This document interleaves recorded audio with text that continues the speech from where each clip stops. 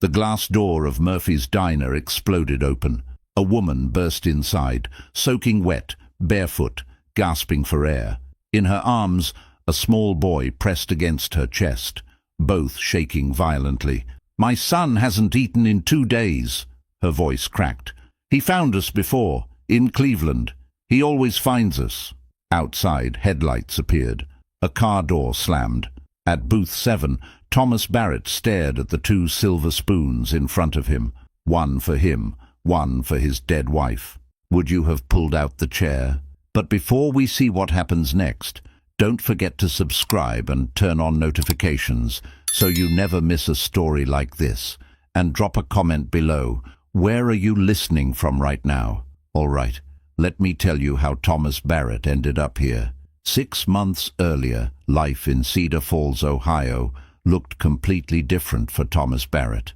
Thomas was 34, a high school history teacher with kind eyes that crinkled when he smiled, which was often back then. Every morning he'd wake up to the sound of his wife Sarah humming in the kitchen, the smell of coffee mixing with whatever experimental breakfast she was trying that day.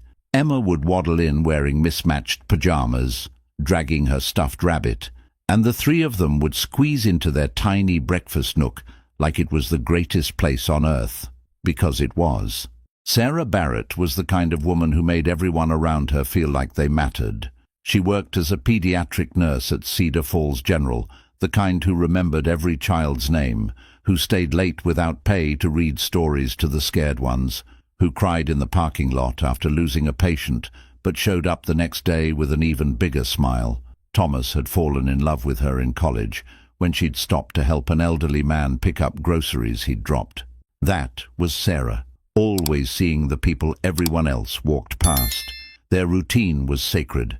Monday nights were family movie nights. Emma always fell asleep before the ending. Wednesday mornings, Sarah would bring Thomas coffee at school during his planning period, and they'd steal 15 minutes in his empty classroom, talking about everything and nothing. Friday evenings they'd go to Murphy's Diner, booth 7, always booth 7, where Emma would order chocolate chip pancakes for dinner, and Sarah would steal bites from Thomas's plate while pretending she wasn't hungry. Murphy's Diner had been their place since Thomas was a kid, a small, weathered establishment on the corner of Main and Oak, with cracked red vinyl booths, a checkerboard floor that had seen better decades, and the best apple pie in 3 counties. Old Murphy himself, now 72 with hands that shook from Parkinson's, still insisted on making the pies from his late wife's recipe. The diner was never crowded, just locals mostly, the kind of place where everyone knew your order before you sat down. Thomas's life was small, predictable, and absolutely perfect. He taught American history to teenagers who mostly didn't care, went home to a wife who made every day an adventure, and tucked in a daughter who thought he hung the moon. He had no ambitions to be anywhere else, do anything else, be anything more. Then came February 14th, Valentine's Day. Sarah had the night shift at the hospital. Thomas wanted her to call in sick, spend the evening together, but she'd laughed and kissed his forehead. "Mrs. Patterson's grandson is having surgery tomorrow," she'd said. "I promised I'd be there. He's only 7, Thomas. He's terrified." That was Sarah, always seeing the people everyone else walked past. She left at 6 p.m., blowing kisses to Emma, promising pancakes in the morning. At 11:47 p.m., Thomas's phone rang. Black ice on Route 32. Sarah's car had slid into the opposite lane. The semi-truck driver never had a chance to stop. The officer said she died instantly, said she didn't suffer. Thomas remembered nodding, thanking him, hanging up the phone, and then nothing, just nothing. The funeral was a blur. Hundreds of people came, former patients, their families, nurses from the hospital, students Thomas didn't recognize. Emma sat in his lap during the service, not crying, not speaking, just holding her rabbit and staring at the closed casket like she was trying to solve a puzzle. After the funeral, the casseroles came, the cards, the calls that Thomas never answered. The well-meaning neighbors who said things like, she's in a better place, and time heals all wounds, and other phrases that meant nothing when you woke up every morning reaching for someone who wasn't there. Thomas took a leave of absence from school. He told himself it was temporary, just until he got his head straight, just until he could stand in front of a classroom without feeling like the walls were closing in. Days blurred into weeks. Emma stopped sleeping through the night. She'd wake up screaming for her mommy, and Thomas would hold her and lie, saying everything was okay, knowing she could feel his heart breaking just as surely as hers was. The second spoon started 2 months after the funeral. Thomas had taken Emma to Murphy's Diner because she'd barely eaten in days, and she'd always loved their pancakes. They sat in booth 7, their booth, and the silence was deafening. Old Murphy brought out Emma's chocolate chip pancakes without being asked, and Thomas ordered coffee he wouldn't drink. Then Emma said, "Where's Mommy's spoon?" Thomas looked at the single spoon next to his coffee cup, at the empty space across from him where Sarah used to sit, stealing food off his plate, making Emma giggle. I don't know, sweetheart." Emma's face crumpled. "Mommy always had a spoon. She needs her spoon." Murphy, overhearing from behind the counter, slowly walked over. His shaking hands placed a spoon across from Thomas, right where Sarah used to sit. "Just in case," Murphy said softly. "Just in case." Emma stopped crying. She stared at that spoon like it was a lifeline, and every Friday after that they came back. Booth 7, 2 spoons, 1 for Thomas, 1 for the memory of Sarah. It became ritual, the only thing that made sense in a world that had stopped making sense. Emma would tell the empty seat about her week, about kindergarten, about her rabbit, about the picture she drew. Thomas would sit there, coffee going cold, looking at that spoon and remembering every laugh, every kiss, every stolen bite of food. People in Cedar Falls started to notice, started to whisper. Poor Thomas Barrett, lost his wife, can't let go, brings a spoon for a ghost. Thomas didn't care what they whispered. That spoon was all he had left. That and Emma. And he was terrified he was losing her too. Emma had stopped talking to other kids, stopped playing. Her kindergarten teacher, Mrs. Rodriguez, called every week with concerns. Emma would sit alone at recess, whispering to her stuffed rabbit, watching the other children like they were from another planet. At night, Emma's nightmares got worse. She'd wake up crying, saying she couldn't remember Mommy's voice anymore, couldn't remember her smell, and Thomas would hold her and feel absolutely, completely helpless because he was forgetting too. Little things at first. The exact shade of Sarah's eyes in the sunlight, the way she said his name when she was annoyed, the sound of her laugh when something was truly funny, not just polite. He was losing her twice, once to death, once to time. By August, 6 months after Sarah's death, Thomas and Emma existed in a grey space between living and surviving. They went through motions. Emma went to kindergarten and came home. Thomas paid bills with money from Sarah's life insurance and felt sick every time. They ate dinner in silence. They slept in separate rooms, both of them alone with their nightmares. And every Friday, like clockwork, they went to Murphy's Diner. Booth 7, 2 spoons. It was all Thomas knew how to do anymore. Show up. Place the spoon. Remember, he didn't know that everything was about to change. That on a rainy Friday evening in late August, a stranger would walk through that door and shatter the careful, broken routine he'd built. That he'd have to choose between the memory he was clinging to and the possibility of something he'd thought was gone forever. He didn't know that grief had made him invisible to everyone, including himself.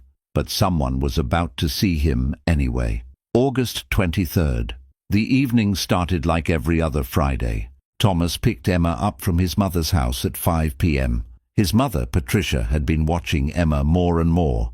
She'd hug Emma goodbye, then pull Thomas aside with worried eyes.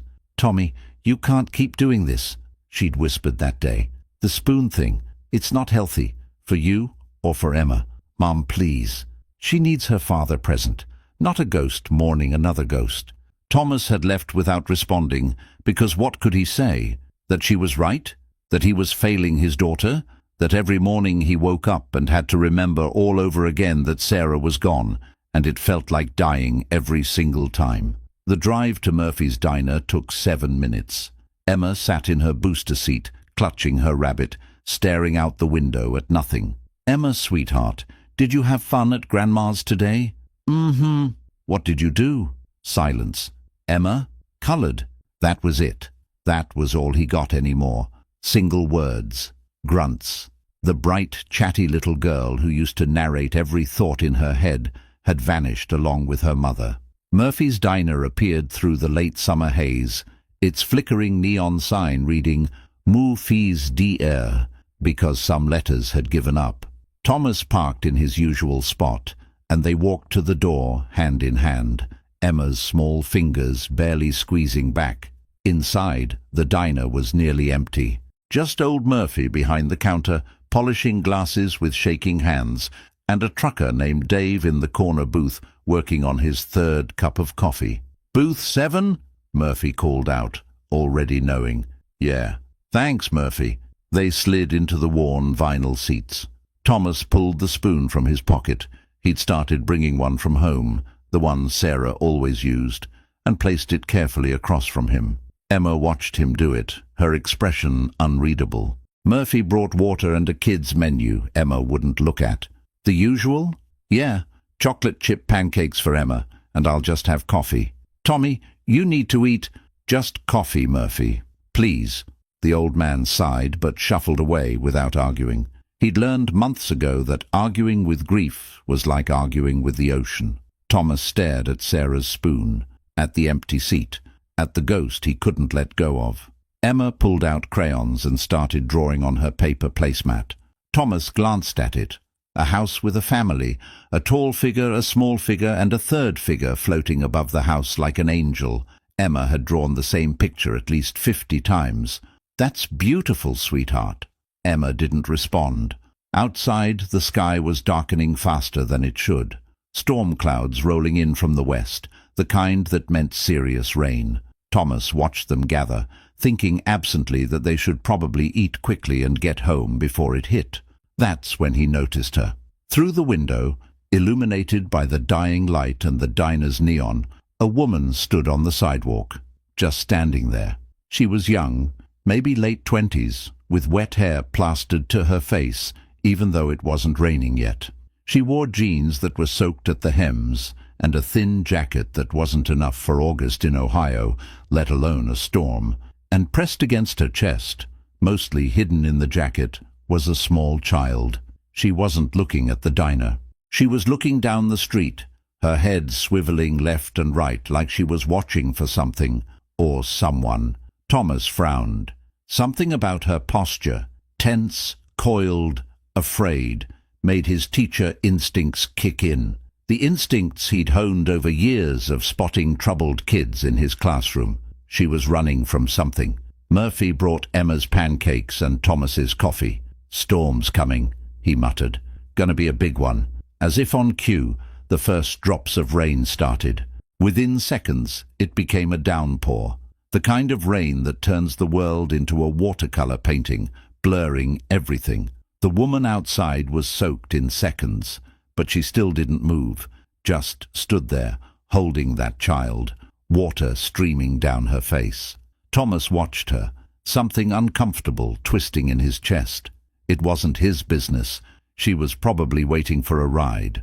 Probably fine. But Sarah's voice echoed in his memory, always seeing the people everyone else walks past.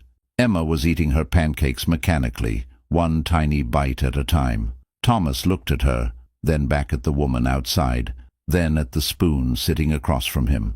What would Sarah do? He knew the answer. Sarah would have already been out there. Sarah would have opened the door and invited her in without a second thought. But Sarah was dead, and Thomas was tired and broken, and he had Emma to think about. And the woman's head snapped to the left, looking at something down the street. Her face went white, pure terror. Then she bolted for the diner door. It crashed open, bell jangling violently. The woman stumbled inside, soaking wet, breathing hard. The child in her arms was a little boy, maybe 3 years old, also drenched. Both of them were shaking. Every eye in the diner turned to her. Murphy paused mid-pour. Dave the trucker looked up from his coffee. Thomas felt Emma press against his side, startled. The woman stood in the doorway, water pooling at her feet, eyes wild and desperate. She looked at Murphy, at Dave, at Thomas. Then she spoke, her voice barely above a whisper. "My son's hungry. Can we stay a while?" There was something in her voice, not just desperation, fear. The kind of fear that chases you 300 miles, the kind that makes you stand in the rain outside a diner because you're not sure if going inside is more dangerous than staying out. Murphy's expression softened immediately. "Of course, honey. Take any seat you—" "We don't have money," she interrupted, her voice cracking. He hasn't eaten since yesterday morning, and I just need somewhere warm for a little while. We won't be trouble, I promise. Please." The little boy in her arms made a small sound, and Thomas's heart cracked a little more. Murphy was already moving, grabbing menus. "Don't you worry about money. Sit down. Booth 7 has room." Everyone turned to Thomas. He hadn't meant to speak. The words just came out. Emma looked up at him, eyes wide. The woman stared at him like he'd offered her the moon. Thomas heard himself continue. "You're both soaked. You can sit with us while you warm up. Murphy, can we get another plate of pancakes? And coffee?" "Already on it, Tommy." The woman didn't move for a long moment, just stared at Thomas with an expression he couldn't quite read. Disbelief, relief, fear, all mixed together. Then slowly, carefully, she walked to booth 7. Thomas slid over, making room. Emma pressed closer to him, watching the strangers with cautious eyes. The woman sat down across from them, where the empty spoon waited. She placed the little boy in the seat next to her, wrapping her wet jacket around him. The boy was tiny, with dark curls and huge brown eyes that looked too old for his face. They sat in awkward silence. Water dripped from the woman's hair onto the formica table. She kept glancing at the door, then the windows, then back at the door. "I'm Thomas," he said finally. "This is my daughter, Emma." The woman swallowed hard. "Claire, this is my son, Oliver." "Hi, Oliver," Thomas said gently. The boy didn't respond, just stared at Emma's pancakes like they were a mirage. Emma, surprising Thomas completely, pushed her plate toward the middle of the table. "You can have some," she said quietly. "They're good." Oliver looked at his mother. Claire's eyes filled with tears. She nodded. The little boy grabbed a pancake with both hands and ate like he was starving. Because he was. Murphy appeared with another plate, more pancakes and coffee for Claire. He set them down without comment, just gave Thomas a small nod that said, "Sarah would be proud." Thomas picked up his coffee. His eyes fell on the spoon across the table. Sarah's spoon, the one that had sat there untouched for 6 months. Claire's hand was right next to it. For the first time since Sarah died, someone living was sitting in her seat. Something in Thomas's chest loosened and tightened all at once. "Thank you," Claire whispered, cradling the coffee cup like it was precious. "You have no idea. Thank you." "It's just pancakes," Thomas said, but his voice came out rough. "It's not," Claire said, meeting his eyes. "It's not just pancakes." Outside, thunder rumbled. The storm was getting worse. And Thomas Barrett, who had spent 6 months existing in a carefully controlled bubble of grief, suddenly realized that his small act of kindness had just invited something into his life, something complicated, something that would change everything. He just didn't know how much yet. Oliver ate 4 pancakes before he finally slowed down. Emma watched him with curiosity, occasionally pushing more syrup his way. Claire drank her coffee in small, desperate sips, her eyes still flicking to the windows every few seconds. "So," Murphy said, appearing with a refill pot, "you folks passing through Cedar Falls?" Claire tensed. "Something like that." "Long trip?" "Long enough." Murphy caught the warning in her tone and backed off with a gentle smile. But Thomas noticed. He'd spent years reading students who didn't want to talk about their home lives. He recognized evasion when he saw it. Claire wasn't just passing through. She was running. The question was, from what? "Where's your car?" Thomas asked carefully. "I can give you a jump if the battery died." "No car," Claire said quickly, too quickly. We took the bus, got off at the wrong stop, just trying to find our way to—" She trailed off. "To where?" She didn't answer, just took another sip of coffee. Emma, oblivious to the tension, was now drawing on her placemat with Oliver watching. She'd given him a blue crayon, and he was gripping it like it might disappear. "You're good at drawing," Oliver said quietly, his first words. Emma glanced at him. "My mommy was better." "Where's your mommy?" Emma's face fell. "Heaven." Oliver looked at his mother, then back at Emma. "My daddy's gone too." "Heaven?" "I don't know." The two children stared at each other, recognizing something in each other that the adults couldn't quite touch. Shared loss, shared confusion. Claire's hand trembled on her coffee cup. Thomas wanted to ask more questions, wanted to understand, but the fear in Claire's eyes stopped him. Whatever she was running from, she wasn't ready to talk about it. The storm outside intensified. Rain hammered the roof like bullets. Lightning flashed, illuminating the empty street beyond. "You have somewhere to stay tonight?" Thomas asked. Claire hesitated. "We'll figure something out. In this storm, with a 3-year-old, we'll be fine. There's a motel about 2 miles. I said we'll be fine." Her voice was sharp, defensive. Then she closed her eyes, took a breath. I'm sorry. You've been so kind, and I'm sorry." Thomas recognized that too, pride fighting against desperation, the need to appear strong when everything was falling apart. "It's okay," he said quietly. "I understand." Claire looked at him, really looked at him for the first time, saw the dark circles under his eyes, the wedding ring still on his finger, the way he kept glancing at the spoon next to her hand. "Your wife?" she asked softly. 6 months ago. Car accident." "I'm sorry." "Me too." They sat in shared silence. 2 broken people, 2 motherless children, a diner booth that had somehow become a lifeboat in the middle of separate storms. Emma yawned, leaning against Thomas's shoulder. It was past 7 p.m., past her bedtime. They'd normally be home by now. Emma in her pajamas, Thomas staring at the ceiling trying to sleep. "We should go," Thomas said, reaching for his wallet. Panic flashed across Claire's face. "Already? It's late. Emma needs to get to bed." "Right, of course. Thank you again for—" "Where will you go?" The question came out before Thomas could stop it. Claire's jaw tightened. "I told you. We'll figure it out. The storm's not going to let up for hours. The motel's too far to walk with Oliver. The shelter's closed on Friday nights." Thomas surprised himself with how much he knew about Cedar Falls resources. Sarah had volunteered there sometimes. "We've been through worse," Claire said, but her voice cracked on the last word. Thomas looked at Emma, at Oliver, at 2 kids who'd both lost too much already. What would Sarah do? He already knew, and it terrified him. "We have a guest room," Thomas heard himself say. "It's small. The bed's just a double, but it's warm and dry and—" "No." Claire stood up abruptly. "No, I can't.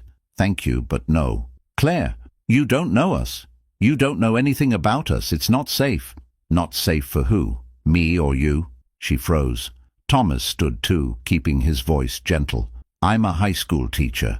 I have an ID and references and a house that's been in my family for 20 years. My mother lives 10 minutes away. The police station is 5 blocks from my house. I'm not—" He stopped, choosing his words carefully. "Whatever you're afraid of, I'm not it." Claire's eyes filled with tears. "You can't know that." "You're right. I can't. But I know it's about to start thundering, and Oliver's exhausted, and you both need sleep, and I have a guest room that's been empty since my wife died, and maybe—" He paused, surprised by the lump in his throat. Maybe that room should have people in it again. Murphy watched from behind the counter, silent. Dave, the trucker, was openly staring now. Emma tugged on Thomas's sleeve. "Daddy, the little boy can sleep in my room. I have extra blankets." Thomas's heart cracked. When had Emma last cared about anyone outside their bubble of grief? Claire looked at Oliver, at Emma, at Thomas, at the storm outside. Just for tonight. Thomas said quietly. No questions, no pressure, just somewhere safe to sleep.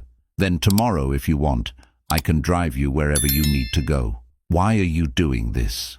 Claire whispered. Thomas looked at the spoon on the table, Sarah's spoon.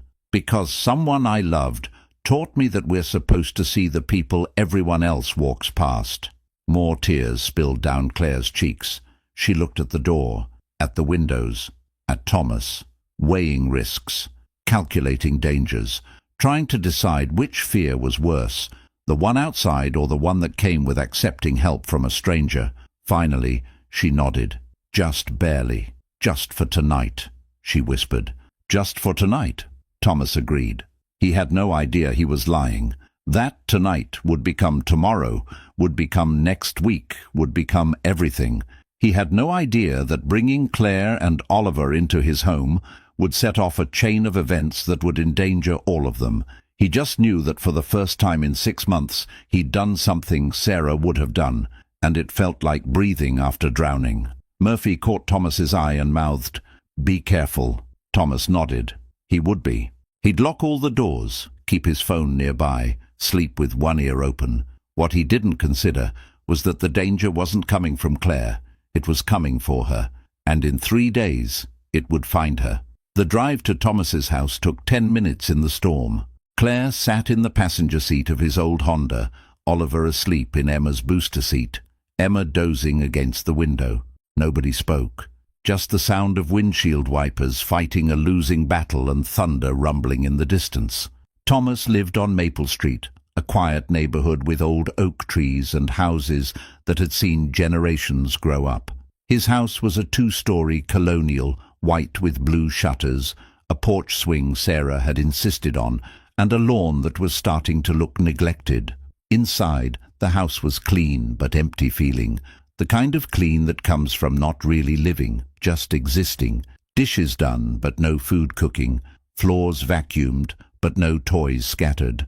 Everything in its place because nothing was being used. "Emma's room is upstairs," Thomas said, turning on lights. "The guest room is next to it. Bathrooms between them. Towels are in the closet." Claire stood in the foyer, dripping water on the hardwood, Oliver in her arms. She looked around like she was memorizing exits.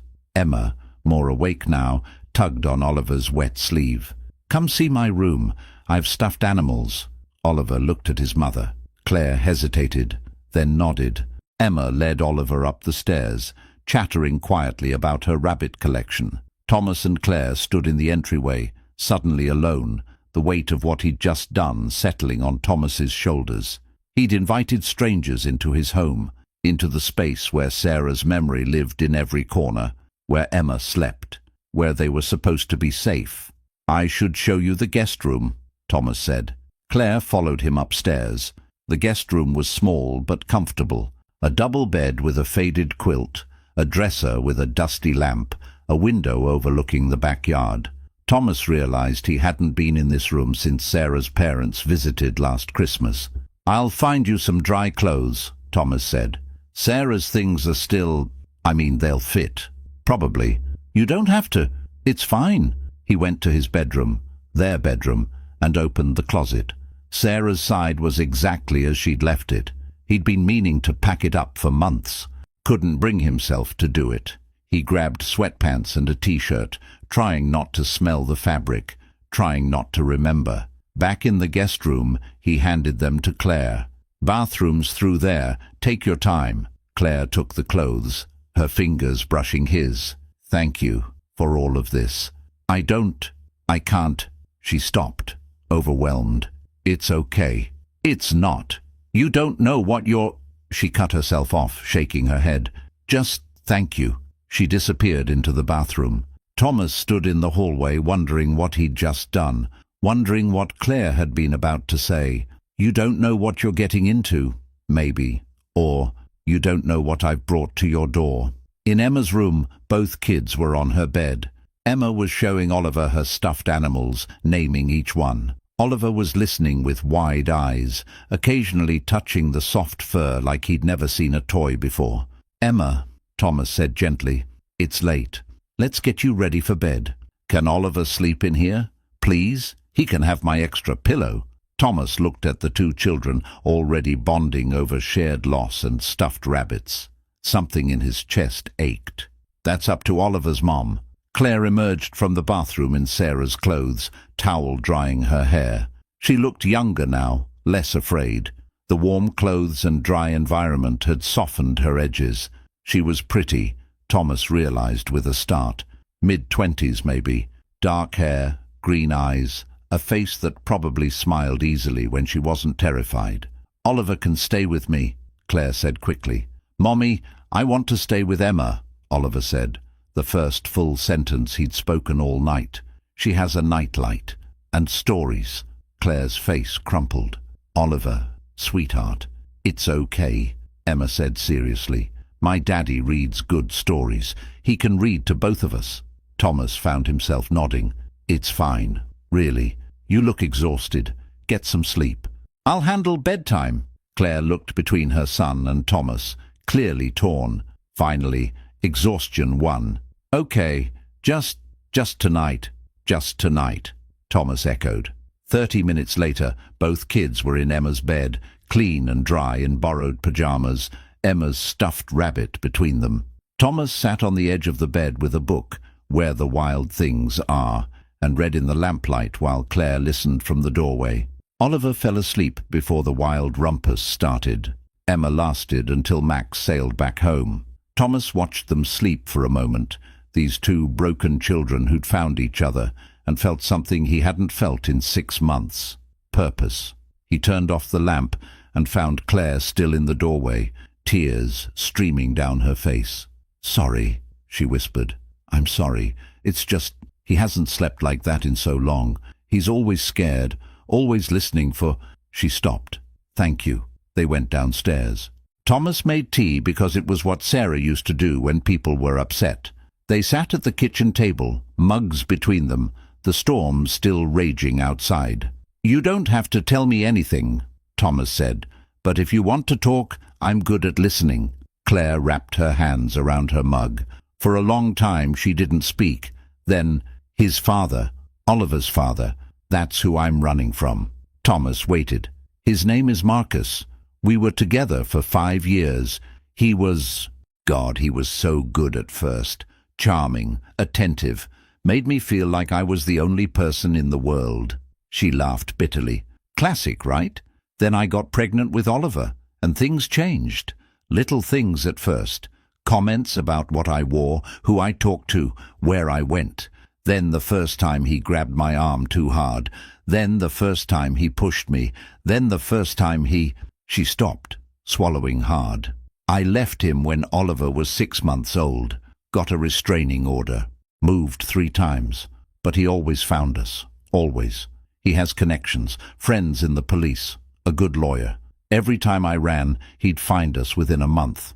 And the courts, they kept giving him visitation, kept saying he deserved to see his son, even when I showed them the bruises, even when Oliver started having nightmares. Thomas's hands tightened on his mug. 2 weeks ago, Marcus told me he was filing for full custody, said I was an unfit mother, said he had evidence, and I couldn't let him take Oliver. I couldn't. So we ran. Really ran this time. Took only what we could carry. Left our apartment in Cleveland at 3 a.m. No car, no phone, just bus tickets and cash and... Her voice broke. I don't know what I'm doing. I don't know where we're going. I just know I can't let him find us. Claire, you should make us leave, she said, meeting his eyes. Right now. Because if Marcus finds us here, he won't just take Oliver. He'll destroy you too. He destroys everyone who helps me. My sister lost her job because of him. My best friend had her car vandalized. My mother had to move to Florida. Everyone who gets close to us gets hurt. So you should make us leave. Right now. Before... No, Claire blinked. What? No, Thomas repeated. I'm not making you leave in a storm with nowhere to go. We'll figure this out in the morning. Right now, you and Oliver need sleep. You need 1 night of not being afraid.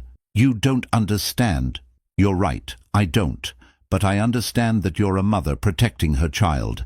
And I understand that right now you're safe. So please, just for tonight, stop running." Claire stared at him, fresh tears spilling. "Why are you doing this? You don't owe us anything." Thomas looked at his wedding ring, at the kitchen where Sarah used to dance while cooking, at the life he'd been barely surviving for 6 months. "Maybe I need to help someone," he said quietly. "Maybe that's how I start living again instead of just existing." They sat in silence, the storm outside gradually quieting to a steady rain. "Just tonight," Claire finally whispered. "Just tonight," Thomas agreed. But in the back of his mind, he was already thinking about tomorrow, about resources, about that lawyer Sarah had been friends with, about what helping actually meant. He was thinking about how Emma had smiled at Oliver, how she'd offered her pancakes without being asked, how for the first time since Sarah died, his daughter had seen someone outside her own pain. He was thinking that maybe letting people into his carefully controlled grief wasn't dangerous. Maybe it was necessary. What Thomas wasn't thinking about was Marcus. Wasn't thinking about what kind of man has connections in multiple police departments. Wasn't thinking about what it means when someone says, "He always finds us." But he would, soon. Because 300 miles away, in a Cleveland apartment, Marcus was looking at his phone, at credit card records, at bus station cameras, at traffic footage, and he was smiling.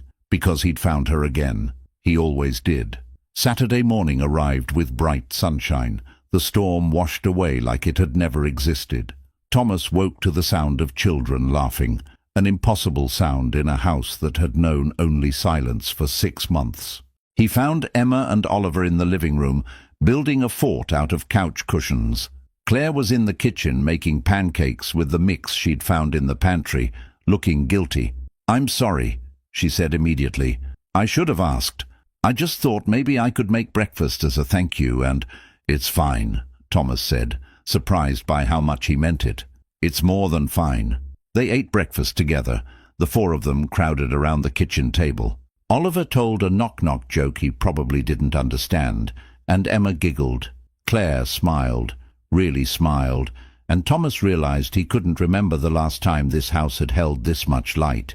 After breakfast, Thomas made a decision. "Stay," he said. Claire looked up from her coffee. "What?" "Stay. Not just tonight. Stay until we figure this out properly." "Thomas, I can't. You don't have anywhere to go. You have no car, no phone, probably not much money. Marcus is looking for you, so you need to stay off the grid, which means no shelters, no motels, nothing that requires ID." Thomas surprised himself with how much he'd thought this through.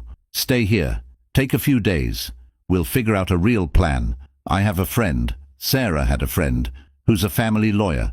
We can at least talk to her." "That's insane. You don't know us. What if I'm lying? What if I'm the dangerous one?" "Are you?" "No, but then stay." Emma appeared in the doorway. "Are you leaving?" she asked Oliver. Oliver looked at his mother, his face falling. "Are we, Mommy?" Claire looked at her son, at Emma, at Thomas, at the first safe place they'd had in 2 weeks. "Just a few days," she said finally, "until we figure out next steps." "A few days," Thomas agreed. That was Saturday. By Sunday, a few days had shifted. Claire helped with laundry. Oliver and Emma played in the backyard. Thomas called Sarah's friend Jennifer, the family lawyer, who agreed to meet Monday morning. No charge, just because Sarah would have wanted her to help. By Monday, Thomas started seeing the cracks in Claire's story. Not lies exactly, but omissions. The way she'd freeze when a car drove past the house. The way she'd check the locks 3 times before bed. The way she'd positioned herself in every room so she could see both the door and the windows. "There's more to this, isn't there?" Thomas asked Monday night after the kids were asleep. They were sitting on the porch swing, Sarah's swing, in the warm August darkness. Claire was quiet for so long, Thomas thought she wouldn't answer. "Marcus has money," she finally said. "A lot of it. Family money. And he uses it to make problems disappear. He has a PI who finds me every time, and he has friends in law enforcement who look the other way when they should be helping. I'm not just running from an angry ex. I'm running from someone who has the resources to make me look crazy and take Oliver legally." That's why you didn't go to the police here. Police can't help. They never have. Thomas thought about that. About power. About systems that fail the people they're supposed to protect. He'd seen it in education. Kids who fell through cracks because their parents didn't know how to navigate bureaucracy or didn't have money for lawyers. Jennifer will help, he said. We'll figure this out. Claire looked at him in the porch light. Why are you doing this? It was the third time she'd asked. Thomas still didn't have a good answer. Because you need help. Because Oliver and Emma are friends. Because my house has been empty for 6 months, and having you here makes it feel less like a tomb. He paused. Because maybe I'm tired of just remembering my wife instead of honoring her. How do you honor her? By being the kind of person she thought I was. They sat in comfortable silence, the swing creaking. Neither of them noticed the car parked 3 houses down, the man inside with a camera, the photos being sent to a phone 300 miles away. Neither of them saw Marcus smile when he received those photos. When he saw Claire sitting on a porch swing with a strange man, laughing, looking comfortable, looking like she'd moved on. That was Monday. Tuesday, Thomas went back to work. He'd been on leave for months, but his principal had called asking if he was ready. Thomas said yes. Maybe having a routine would help. Maybe getting back to normal was possible. At school, he threw himself into preparing for the fall semester, made lesson plans, organized his classroom, avoided the sympathetic looks from other teachers. At lunch, he called home to check on Claire and the kids. Everything was fine. They'd gone to the park. Oliver loved the swings. Emma was teaching him to pump his legs. At 2 p.m., Thomas's principal called him into the office. Tom, I need to ask you something, and I need you to be honest with me. Thomas's stomach dropped. Okay. Does the name Claire Mitchell mean anything to you? Everything stopped. Why? Thomas asked carefully. Because I got a very strange call this morning from a man who says he's her ex-partner, says she's unstable, says she kidnapped their son, says she's wanted in Ohio on parental abduction charges. Principal Morrison looked at him seriously. Tom, is this woman staying in your house? Thomas's mind raced. What exactly did this man say? That Claire is mentally ill, that she has a history of making false accusations, that she took their son 2 weeks ago in violation of a custody agreement, that he's been looking for them and got a tip that she might be in Cedar Falls. Morrison leaned forward. Tom, he sounded legitimate. He sounded like a worried father. Is there something I should know? Thomas thought about Claire's fear, her stories, the bruises she'd hinted at. He's lying, Thomas said. How do you know? Because I've met her, because I've seen how afraid she is, because Oliver is 3 years old and flinches when a door closes too hard. Or maybe that's because Claire is abusive. She's not. Tom, I'm not saying she is. I'm saying I don't know, and neither do you. You've known her for 3 days. Morrison softened. I know you're grieving. I know you're trying to help, but you need to be careful, for Emma's sake, if nothing else. Thomas left school early, mind spinning. He drove home thinking about Marcus, about how easily a man with money could make phone calls, plant doubts, turn people against Claire before she even had a chance to defend herself. He walked into his house at 3 p.m. and found Claire in the kitchen, pale, staring at her phone, the burner phone she'd bought at a gas station. What's wrong? Thomas asked. My mother called. I don't know how she got this number. Marcus called her, told her he knows where I am, told her. Claire's voice shook. He said he's coming for Oliver, that he'll be here by end of week, that he has a lawyer and court documents and... She looked at Thomas. He knows I'm here, in your house. He described your porch. Thomas felt cold. How? He has a PI. I told you. He always finds us. Then we go to the police. The police can't help. Claire was crying now. Don't you understand? He has custody documents, legal papers. The courts keep siding with him because he has money and lawyers, and I'm just the crazy ex who keeps making accusations she can't prove. If he shows up here with police, they'll take Oliver. They'll give him to Marcus, and I'll never see my son again. We'll call Jennifer. There's no time. He said end of week. That's 3 days. Jennifer can't do anything in 3 days. Oliver appeared in the doorway, sensing his mother's distress. "Mommy?" Claire immediately wiped her face, forcing a smile. "It's okay, baby. Everything's okay." But it wasn't. And Thomas could see in her eyes what she was thinking. She was going to run again. "Don't," Thomas said quietly. "Please don't run." "I have to." "Where will you go? How far will you get with no car and no money? He'll find you again. He always does. So please, stay. Let us help. Let us find a real solution." "There is no solution." Claire's voice cracked. "Don't you get it? Men like Marcus don't lose. They just don't. I've been running for 3 years, and he always wins. Always. The only question is how much damage he does before he takes Oliver, and I won't let him damage you and Emma too." That night, the house was tense.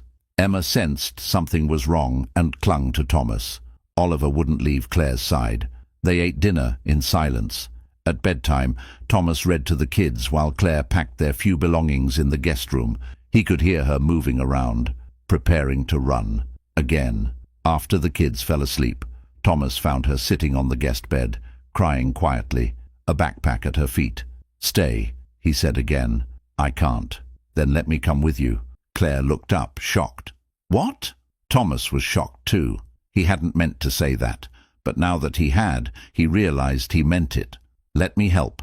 I have a car, money. I can drive you somewhere safe, help you get settled. You don't have to do this alone. Thomas, you have Emma. You have a job, a life. You can't just—" "My life has been on hold for 6 months. Emma's been disappearing into grief right in front of me, and for the first time since Sarah died, she's smiling again. Because of Oliver. Because of you." He sat down next to her. "Maybe I can't save you from Marcus, but I can make sure you're not alone when you run. That has to count for something." Claire stared at him. "You're insane." "Probably. You'd risk everything. For strangers. You're not strangers anymore." They sat in silence. Then Claire made a sound between a laugh and a sob. "Okay," she whispered. "Okay. Okay. We leave tomorrow night.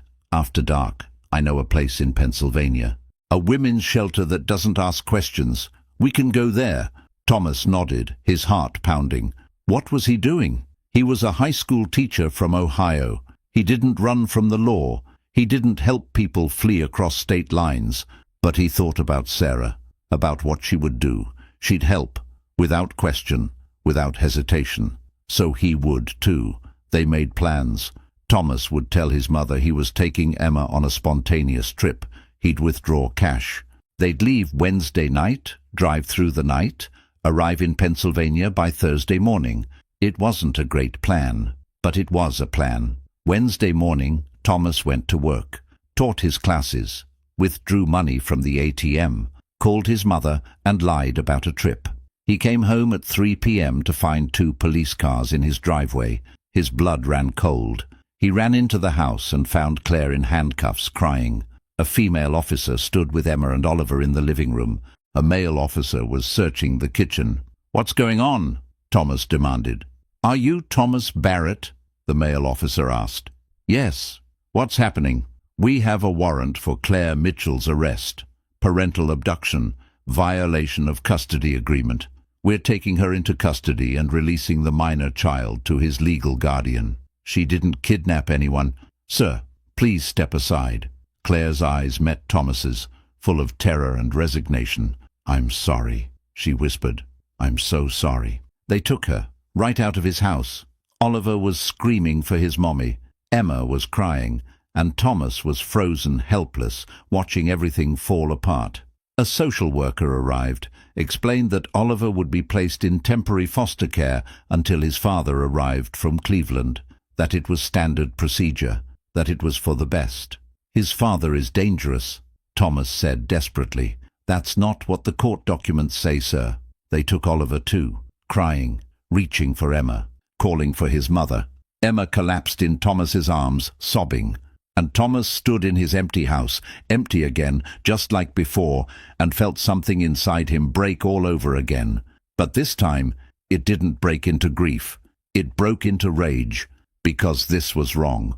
All of this was wrong, and he wasn't going to let Marcus win. Not without a fight.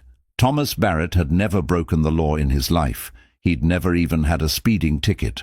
But Wednesday night at 11 p.m. he broke into the Cedar Falls police station. Not literally. He walked in the front door, but what he did next was definitely illegal. "Can I help you?" the night desk officer asked. "I need to see Claire Mitchell, the woman you arrested this afternoon." "Are you a lawyer?" "I'm a friend." "Then no, she's being held pending transfer to Ohio authorities. No visitors except legal counsel."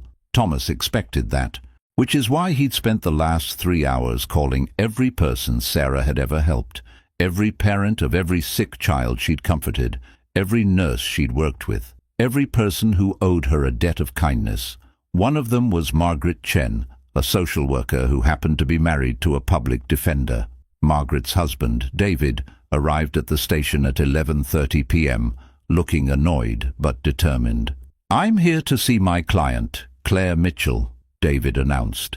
The desk officer frowned. "She hasn't requested counsel."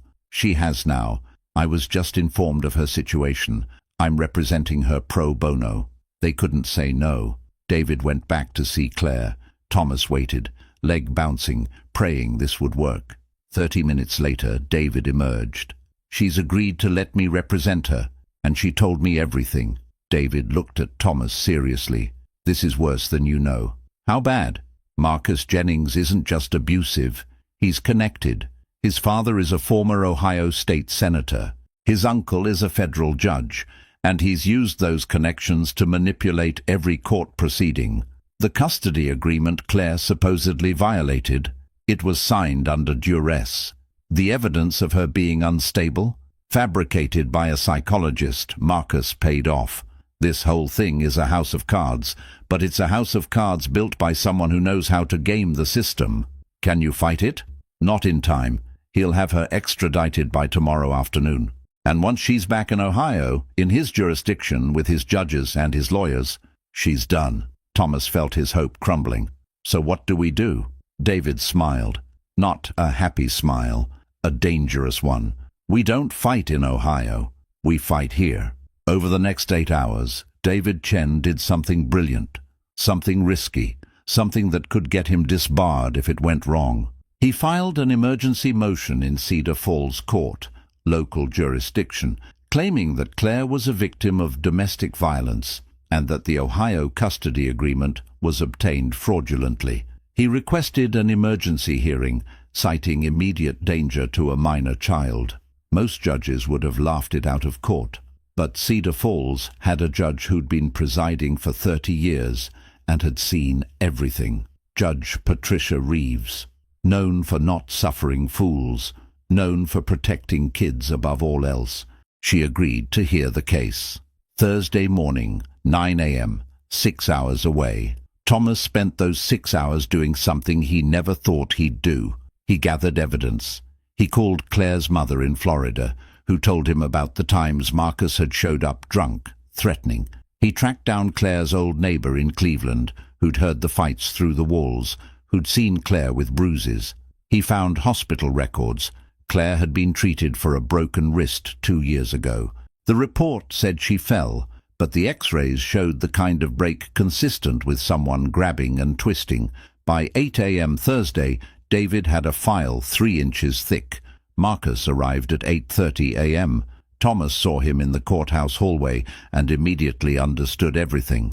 Marcus was handsome in an angular way, expensive suit, perfect smile. The kind of man who'd never heard no in his life, the kind who thought charm and money could solve anything. He saw Thomas and approached with that smile. "You must be the Good Samaritan," Marcus said, extending his hand. "Thank you for taking care of my son. I'm sorry Claire involved you in her episode." Thomas didn't take his hand. "Episode?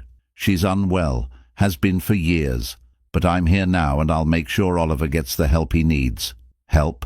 Stability, proper care, not running across state lines with a mother who can't manage her own mental health. Thomas looked at this man, this well-dressed, well-spoken man, this man who would sound completely reasonable to anyone who didn't know better. "I've seen how Oliver acts around Claire." Thomas said quietly. "I've seen how much he loves her, how safe he feels with her." "Children often love their abusers," Marcus said, still smiling. "It's called trauma bonding, but I appreciate your concern. I really do. Now, if you'll excuse me, I have a son to collect." He walked away, confident, assured. Thomas wanted to punch him, wanted to scream. But instead, he walked into courtroom 3 and sat in the gallery. The hearing started at 9 a.m. sharp. Judge Reeves was 65, grey-haired, with eyes that missed nothing. She listened to Marcus's lawyer present the custody agreement. The documentation of Claire's mental instability, the parental abduction charges. It was compelling, professionally presented, completely convincing. Then David stood up.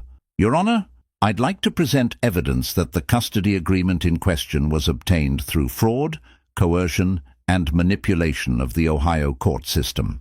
Marcus's lawyer objected. "Your Honor, this is a simple custody matter. The agreement is valid." "I'll allow it," Judge Reeves said. "Mr. Chen, you have 1 hour." David didn't need an hour. He presented the hospital records, Claire's neighbor's testimony via phone, Claire's mother's statement. The psychologist's report that showed the doctor who'd evaluated Claire had a financial relationship with Marcus's family. Then David did something brilliant. He called Thomas to the stand. Thomas had never testified before. His hands shook as he swore to tell the truth. "Mr. Barrett," David said gently, "how did you meet Claire Mitchell?"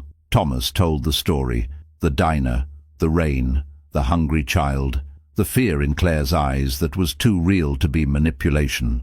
"And in the 4 days Claire and Oliver stayed in your home, did you see any evidence that Claire was unstable or a danger to her child?" "No. I saw a mother who was terrified but trying to stay strong for her son. I saw a child who felt safe with her. I saw—" Thomas's voice cracked. "I saw what love looks like when it's fighting to survive." Marcus's lawyer tried to poke holes, asked about Thomas's judgment, his grief, whether he was really qualified to assess Claire's mental state after knowing her 4 days. "I'm a teacher," Thomas said. "I've been working with kids for 10 years. I know what trauma looks like. I know what fear looks like.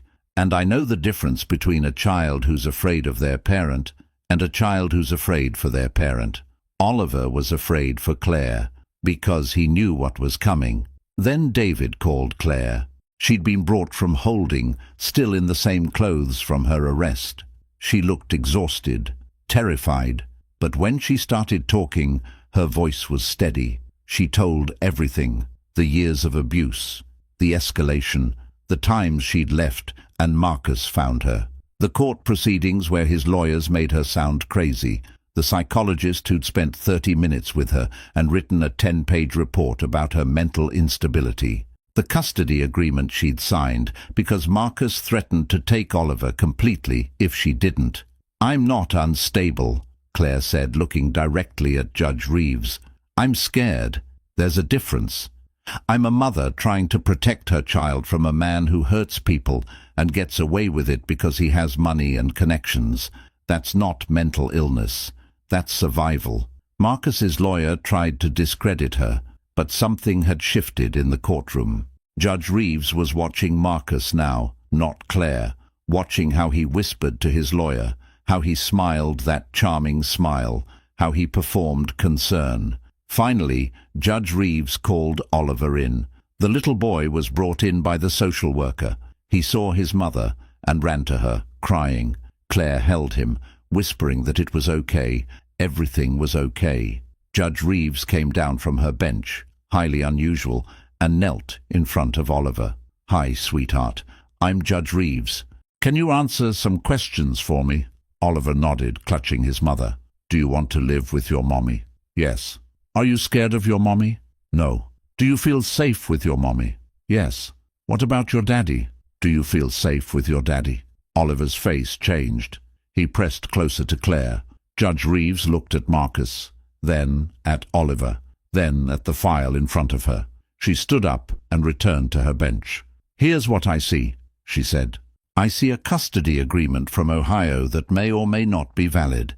I see allegations of mental instability that appear questionable at best. I see a father with significant resources and a mother with none. And I see a 3-year-old child who is clearly afraid of his father and safe with his mother. Marcus's lawyer stood. Your Honor, with all due respect, you don't have jurisdiction to... I have emergency jurisdiction under the Uniform Child Custody Jurisdiction Act when a child is at risk of imminent harm, and I'm exercising it. Judge Reeves looked at Marcus. Mr. Jennings, I'm placing a temporary restraining order barring you from contact with Oliver Mitchell, pending a full investigation into the circumstances of the Ohio custody agreement. I'm ordering that Claire Mitchell be released immediately. And I'm referring this entire matter to the Ohio Attorney General's office for investigation into possible judicial fraud and witness tampering. The courtroom erupted. Marcus was on his feet, red-faced. His lawyer was objecting. David was trying not to smile. Your Honor, this is outrageous, Marcus shouted. You can't. I just did. And Mr. Jennings, if you violate my restraining order, I'll hold you in contempt, and you'll spend the night in my jail. Are we clear?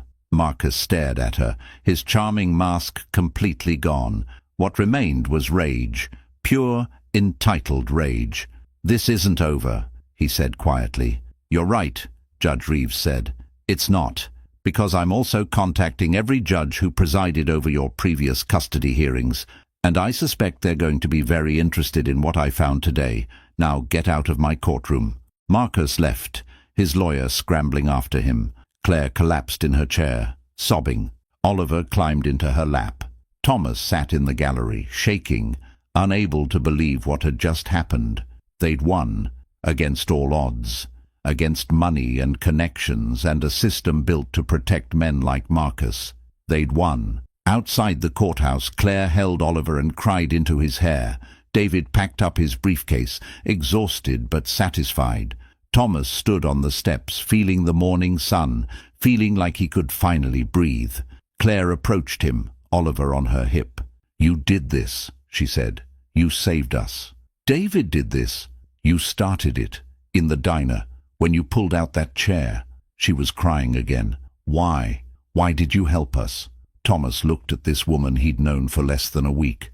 This stranger who'd walked into his life during a storm and reminded him what it felt like to be human. Because someone I loved taught me to see the people everyone else walks past, he said, and I'm trying to be the person she thought I was.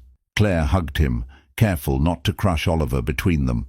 Thank you, she whispered, for seeing us. Emma came running from where Thomas's mother had been watching her, throwing herself at Oliver. The two kids hugged, laughing. And Thomas Barrett, who'd spent 6 months living in the past, suddenly saw a future that looked nothing like what he'd planned. But maybe that was okay. Maybe that was better. 3 months later, Cedar Falls welcomed October with gold and red leaves and air that smelled like apples and cinnamon. Thomas Barrett sat on his porch swing, Sarah's swing, watching Emma and Oliver play in the yard. They were building a leaf pile, shrieking with laughter every time one of them jumped in. The front door opened, and Claire emerged with 2 mugs of coffee. She handed one to Thomas and sat next to him, close enough that their shoulders touched. They're going to track leaves all through the house, she said, smiling. Probably, Thomas agreed. They sat in comfortable silence, watching the children play. It had become their routine. Morning coffee on the swing, evenings cooking dinner together, bedtime stories with both kids in Emma's room. Claire and Oliver were still in the guest room. It had been 3 months, and they were still calling it temporary, still pretending this arrangement had an expiration date. But both of them knew better. After the hearing, Claire had nowhere to go. Ohio was investigating Marcus, but the process was slow. David had helped Claire file new custody paperwork, but courts moved at glacial speed. In the meantime, Judge Reeves had extended her protective order, essentially trapping Marcus in Ohio, while Claire built a new life in Cedar Falls. So she stayed, in the guest room, helping with Emma, cooking meals, finding work at a local bakery, building something that looked suspiciously like a life. And somewhere along the way, Between shared dinners and bedtime routines and quiet conversations on this porch swing, something shifted. Thomas couldn't pinpoint the exact moment. Maybe it was the first time Claire laughed at one of his terrible history jokes. Maybe it was the night Emma had a nightmare and Claire helped him calm her down. Maybe it was the morning he found Claire wearing Sarah's old bathrobe, making pancakes, looking so natural in his kitchen that his heart ached. Maybe it was all of it, slowly, gradually, until one day he looked at her and realized she wasn't just a guest anymore. "Thomas," Claire said now, pulling him from his thoughts. "We need to talk." His stomach dropped. Those 4 words. Never good. "Okay." Claire set down her coffee mug. "David called yesterday. The Ohio investigation is done. Marcus is facing charges, fraud, perjury, witness tampering. His father's connections couldn't save him this time. The custody agreement was officially voided, and I have full legal custody of Oliver." That's amazing. Claire, that's everything you wanted." "Yeah, it is." She was quiet. "Which means I don't have to hide anymore. I can go anywhere, do anything. I'm free." Thomas's chest tightened. "Right. Of course. You must be relieved." "I am. Claire looked at him. "I need to know something, and I need you to be honest with me." "Okay. These 3 months, us being here, have we just been another project? Another way for you to avoid grieving Sarah?" Thomas blinked, stung. "What? No, Claire, because I need to know, before I—" She stopped, took a breath. "Thomas, I care about you. A lot. More than I should, more than is probably smart after everything. But I can't stay here if we're just playing house. If this is just you avoiding your real life, I need to know if this is real." Thomas looked at her green eyes and uncertain expression, at this woman who'd walked into his life during a storm and somehow made the sun come out. "When Sarah died," he said slowly, "I thought I died too. I thought the best parts of me were buried with her, and maybe they were. But these last 3 months, I've found new parts, different parts. You didn't replace Sarah. Nobody could. But you reminded me that I'm still alive, that Emma's still alive, that we can be happy again without betraying Sarah's memory. Thomas, I love you." The words came out rushed, desperate. "I don't know when it happened. Maybe in the diner. Maybe when you made pancakes that first morning. Maybe every day since. But I love you. And not because you're a project or a distraction. Because you're you. You're strong and brave and an amazing mother, and you make terrible coffee, but you sing while you cook, and you remember to pack extra snacks for Emma and—" Claire kissed him. It was soft and tentative and tasted like coffee and possibility. Thomas froze for a heartbeat, then kissed her back, his hand coming up to cup her face. When they pulled apart, both of them were crying. "I love you too," Claire whispered. "I was so afraid to say it, afraid I was imposing, afraid you didn't feel the same." "Afraid? Stop being afraid," Thomas said. "We've both been afraid long enough." Emma's voice carried from the yard. "Are you kissing? Oliver, they're kissing." Oliver's response, "Gross!" Both kids dissolved into giggles. Claire laughed, wiping her eyes. "So what now?" Thomas looked at her, at his daughter playing with her son, at the house where Sarah's memory lived alongside new memories, at the future that was nothing like what he'd planned and somehow better for it. "Now you stop sleeping in the guest room," he said. "Now we stop calling this temporary. Now we build something real. Together." Claire's smile was brighter than the October sun. Yeah. She kissed him again, longer this time. And Thomas Barrett, who'd spent 6 months learning how to survive loss, finally remembered how to embrace love. It wasn't a betrayal of Sarah. It was honoring her, because Sarah had always believed that broken things could be beautiful, that second chances were sacred, that love wasn't finite. It was infinite, growing and changing and finding new shapes. Sarah had taught him to see the people everyone else walked past, and Claire had taught him to see himself again. "Hey," Claire said, pulling back, "what about Sarah's spoon at the diner?" Thomas had been thinking about that. I think we keep bringing it. But maybe it's not just for remembering anymore.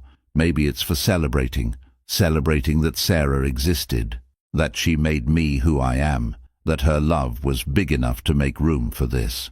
Claire nodded, fresh tears spilling. I like that. That Friday, they went to Murphy's diner. All four of them. Booth 7. Murphy brought out chocolate chip pancakes without being asked. And when Thomas placed Sarah's spoon on the table, Murphy smiled. She'd be happy for you, Tommy, the old man said quietly. She always wanted you to be happy. Thomas believed him. They ate pancakes and laughed, and Emma and Oliver argued over who got the last piece, and Claire stole food from Thomas's plate, and for the first time in 6 months, Booth 7 was filled with life again. The spoon sat there, polished and perfect, not a symbol of what was lost, a symbol of what was carried forward. That night, Thomas showed Claire the box of Sarah's things he'd been meaning to pack for months. Photos, letters, her favorite sweater. I want Emma to have these, he said. When she's older, I don't want her to forget her mother. She won't, Claire promised. We'll make sure of it. We'll tell her stories, show her pictures, keep Sarah alive in all the ways that matter. You don't mind? Claire took his hand. Sarah made you. She's part of who you are. That means she's part of us, all of us. I'm honored to help keep her memory alive. Thomas pulled her close, overwhelmed by gratitude and love, and the strange beauty of grief transforming into joy. Later, after the kids were asleep, Thomas and Claire lay in bed, his bed, not the guest room, talking about the future. I was thinking, Claire said, maybe I could go back to school, finish my degree. I always wanted to be a teacher. Yeah? Yeah. Maybe I could work at the high school. We could carpool. She smiled. Is that too domestic? Too boring? It's perfect, Thomas said. Boring is good. Boring is safe. We've both had enough chaos. What about Emma? How do you think she'll handle us? I think she already has. She asked me yesterday if Oliver was going to be her brother now. What did you say? I said maybe, if that was okay with her. And she said she'd have to think about it. Then she came back 5 minutes later and said yes, but only if Oliver lets her be the boss. Claire laughed, the sound filling the dark room with light.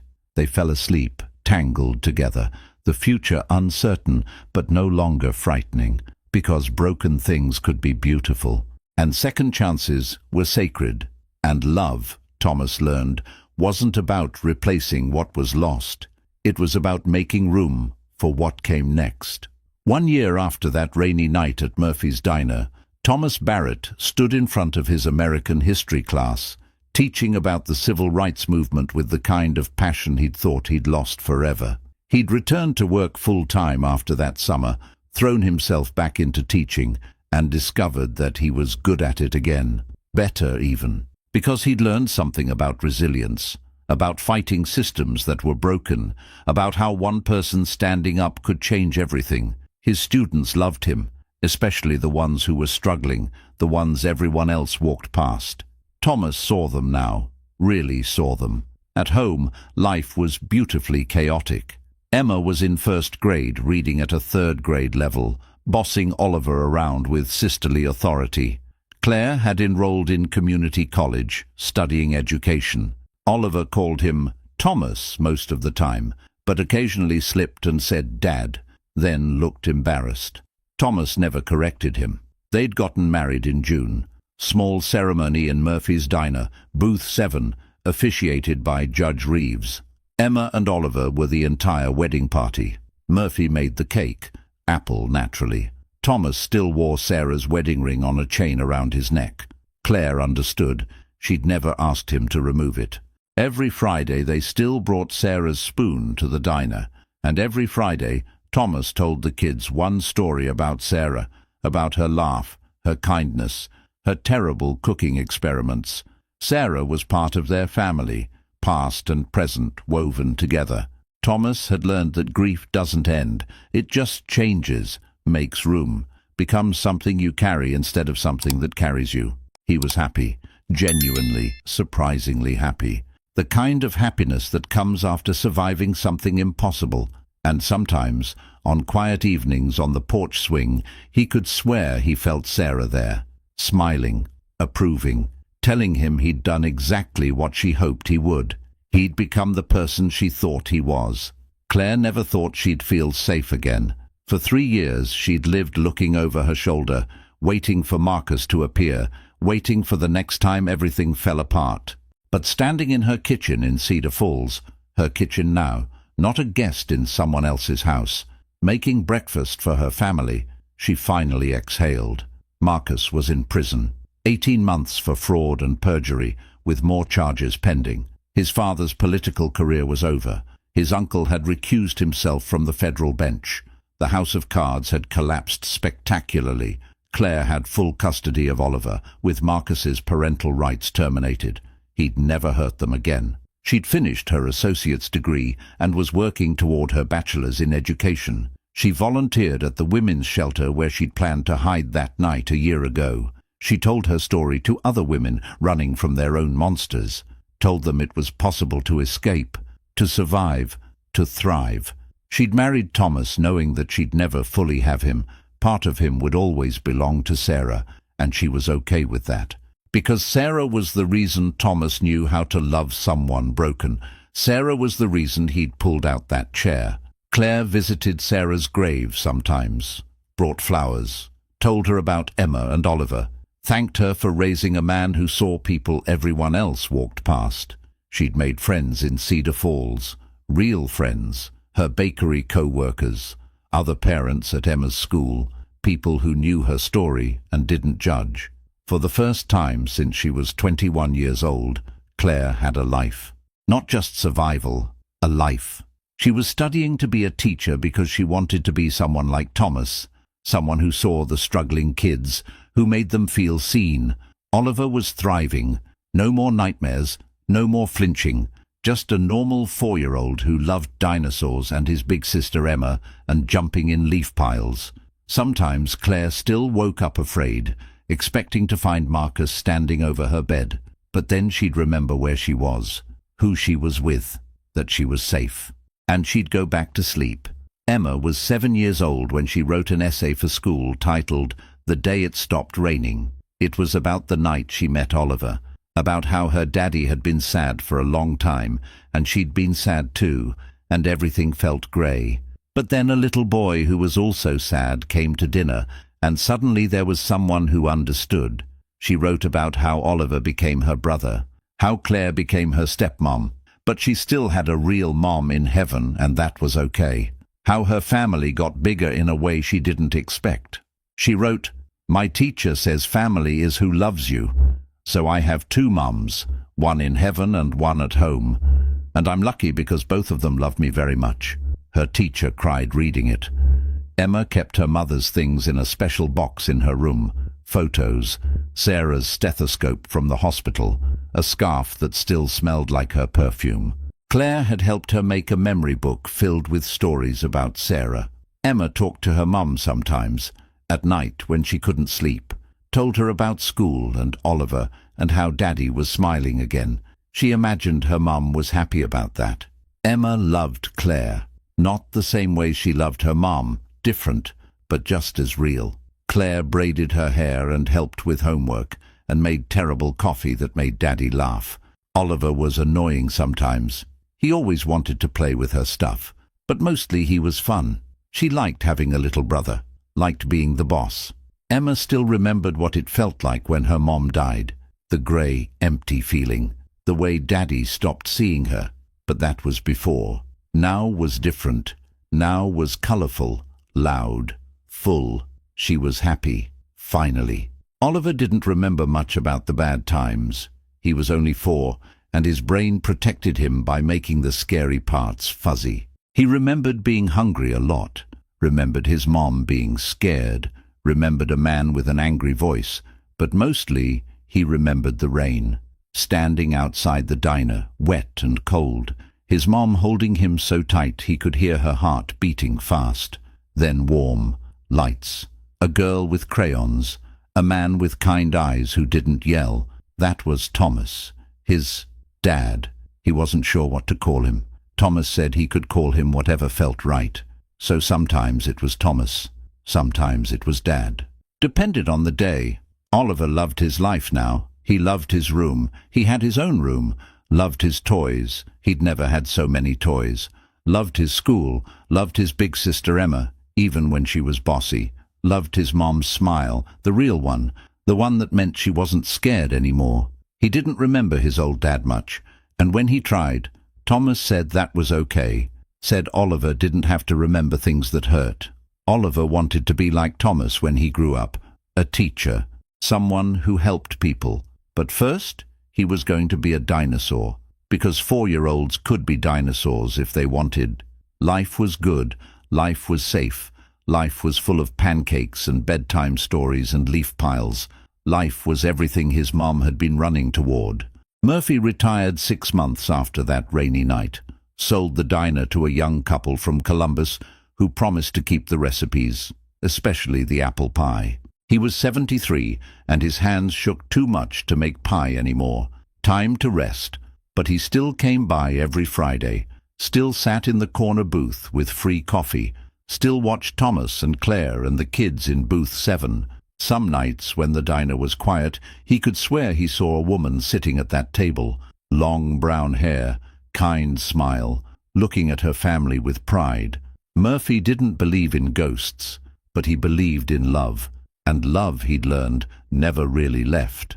He'd watched Thomas nearly disappear into grief, watched him bring that spoon week after week, holding on to a memory so tight he forgot to live.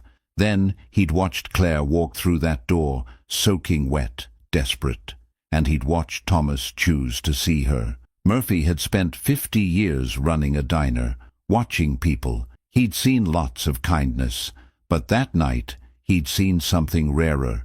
He'd seen someone choose to live again. The young couple who bought the diner wanted to rename it.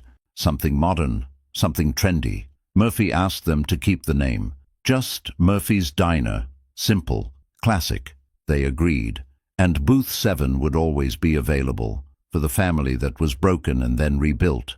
For the man who learned that loving again wasn't betraying the past, it was honoring it. Murphy thought about his own late wife sometimes, about how she'd want him to keep living, keep laughing, keep making pie. Maybe he'd try dating. That nice widow from church had been asking.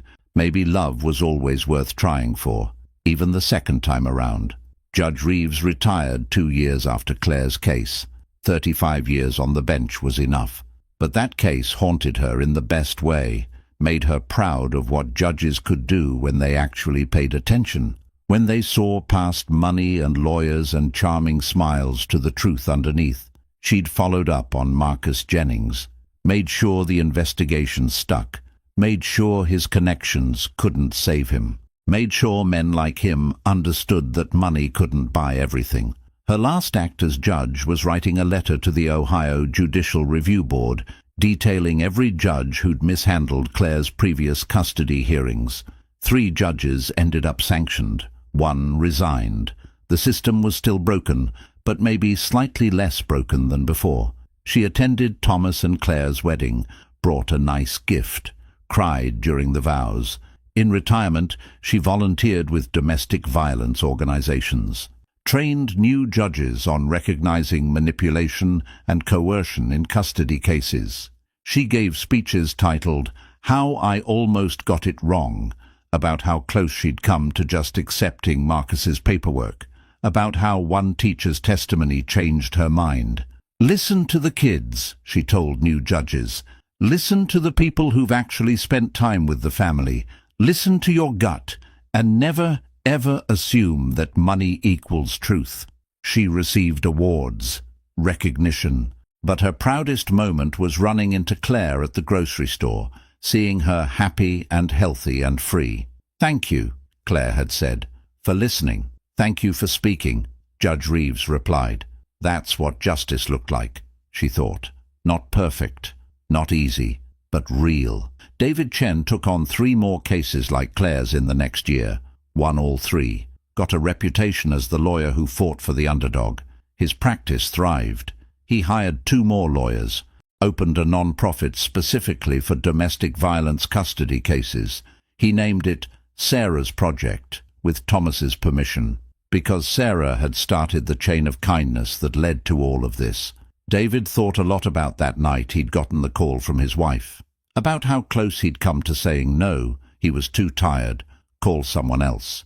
But he'd remembered Sarah Barrett, the nurse who'd sat with his daughter for 6 hours when she had pneumonia, even though her shift ended, who'd made them feel less scared. So he'd said yes, and that yes had changed 4 lives, maybe 5, counting his own. He wasn't just a public defender grinding through cases anymore. He had purpose, direction. He was making real change. His daughter, now 8, asked him once why he worked so many hours. Because some people need help, he'd said, and I can help them. Like you helped Oliver's mom? Exactly like that. She'd thought about it. Then, when I grow up, I want to help people too. David had hugged her, thinking about chain reactions, about kindness multiplying, about how one nurse's compassion could ripple forward in ways she'd never see. But he saw it. Every day, in every case he won, every family he kept together, every child he kept safe. Sarah Barrett had died on a winter road, but her love kept saving people anyway. Cedar Falls, Ohio, population 8,742, had seen its share of stories, births, deaths, scandals, celebrations. But the story of Thomas Barrett and Claire Mitchell became the one people told most often. At the bakery where Claire worked, customers would come in just to say they'd heard her story, to tell her they were proud of her, to buy extra muffins because they wanted to support her. At the high school where Thomas taught, students whispered about how Mr. Barrett had fought a rich guy in court, how he'd helped save a kid from an abusive dad, how he was like actually a hero. Thomas hated the attention, but it made his students see him differently, see that standing up to broken systems mattered. That one person could make a difference. The diner became a local landmark. Tour guides, Cedar Falls had one tour guide, pointed it out. That's where the Barrett family met, where one act of kindness changed everything. People started volunteering more, at shelters, at food banks, at schools. Because if Thomas Barrett could pull out a chair for a stranger, maybe they could too. The town wasn't perfect, still had gossips, still had small-minded people, still had problems, but it was slightly better, slightly kinder, because stories matter. And Cedar Falls had a story about second chances, about seeing people others walked past, about love growing in unexpected places. It was a story worth telling, and more importantly, worth living. On a Friday evening, 2 years after that rainy night, Thomas stood at Murphy's Diner with his family. Booth 7, 2 spoons on the table, his and Sarah's. Emma was reading a book to Oliver. Claire was stealing fries from his plate, grinning when he mock-complained.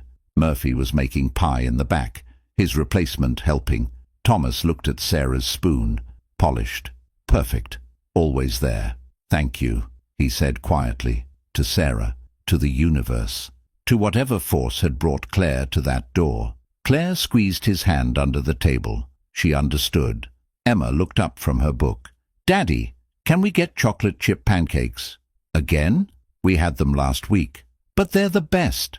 They are the best, Oliver agreed. Thomas laughed. Okay, pancakes it is. Murphy brought them out without being asked.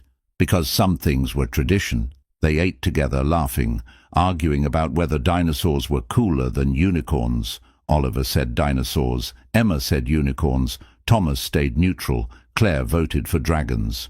And Thomas Barrett, who'd thought his life ended on a winter road 2 years ago, realized something. Life didn't end. It changed, transformed, made room for new chapters while honoring old ones. Sarah would never be replaced, but she'd made Thomas into someone who could love again, who could open his home, who could pull out a chair. And that love had multiplied, grown, become something bigger than grief.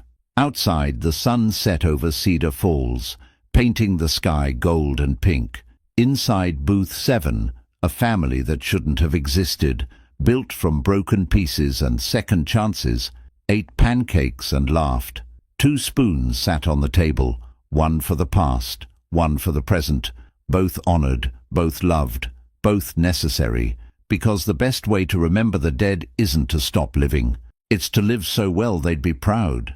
And somewhere, in whatever comes after, Sarah Barrett smiled. Her husband had finally learned what she'd always known, that broken things can be beautiful, that love is infinite, and that the people everyone else walks past are usually the ones most worth seeing. Thomas had pulled out the chair, and it had changed everything.